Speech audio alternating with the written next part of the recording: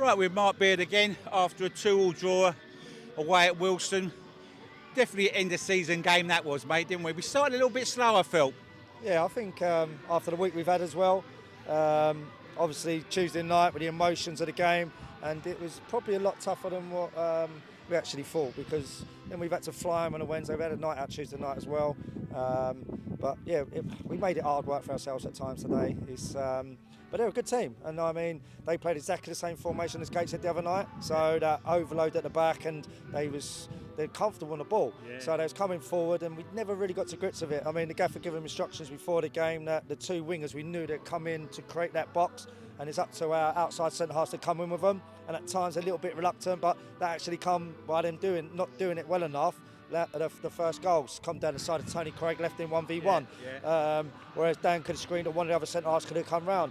And then the second goal we conceded was really disappointing, because after the team talk of like getting tight to them, not letting them run, everyone's done their job, but then Jimmy switched off and his man's got in behind him, and Jimmy said that he thought Dan was going to come get it, but you can't think that. You just got to do your job, mark your man, and make sure, because if you go man for man around the pitch, everyone has to be accountable, and every man has to stand up and do their job. Definitely. Barker, he had a lot of room. He, twice now he's picked the ball up, and he must have travelled 30, 40 yards, and his passing was decent as well. And he created both the goals. Yeah, listen, they're good players, and you can't give good players time on the ball.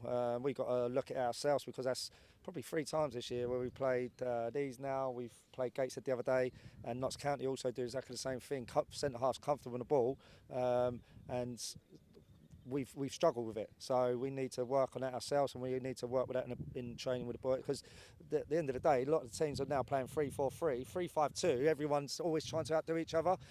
We've literally have got formations for every single team we play against, but this is becoming more a common occurrence now. So we've got to go back to the drawing board ourselves as well as a management team, and get to grips with it.